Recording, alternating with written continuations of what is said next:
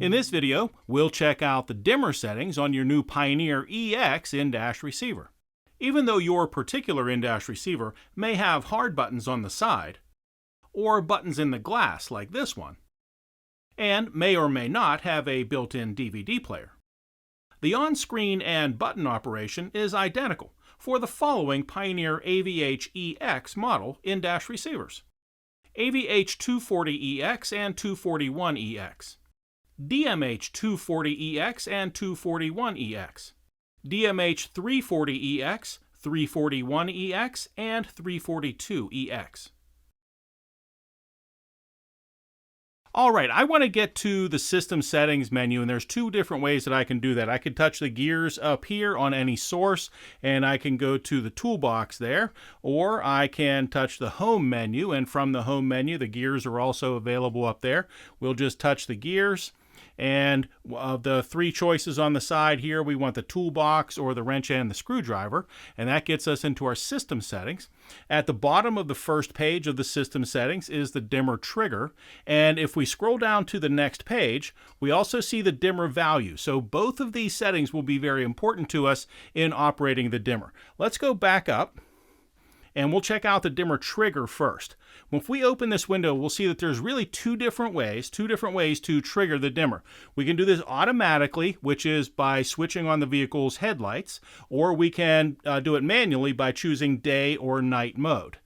Let's talk about the automatic setting or the auto setting first. This means when I switch on the vehicle's headlights, the dash lights should dim, and the in-dash receiver, the lights on that should dim as well. Now this is achieved by, during the installation, connecting up the orange wire with the white stripe from the receiver. So the receiver has an orange wire with the white stripe to the illumination wire on the vehicle. If you have not connected that orange wire with the white stripe, the auto setting is not going to work for you. So it requires a hardwire connection for the auto setting to work. When you switch on the headlights, the in-dash receiver lights can dim.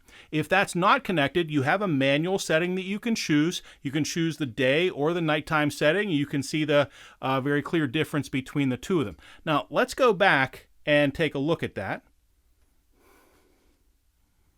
We'll roll down here to the dimmer value. So right now we are on the dimmer trigger is on the daytime value. So this is driving around during the day, and the daytime value of the dimmer is number 9. We could make it brighter to number 10, or we can make it a little dimmer. I'll make it number 8 for right now. So this is the brightness of the receiver driving around with the dimmer switched off, so daylight driving. Let's go back up. And let's switch the dimmer trigger to nighttime. So nighttime driving now, and you can see that the screen dims quite a bit, but we can choose the value for that dimmer.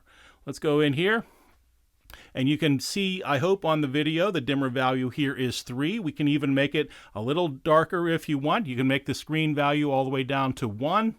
And you can make it a little brighter. If that's too dim, you can make this a little bit brighter, maybe value number 5 or so for driving around at night. So once those settings are done, let's go back here and we'll switch our dimmer trigger back to daytime. You can see it comes up to brightness, and let's check that number.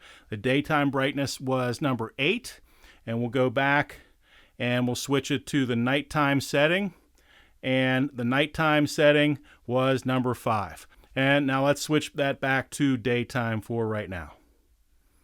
When you're done making your adjustments to the dimmer settings, you can just hit the X to escape.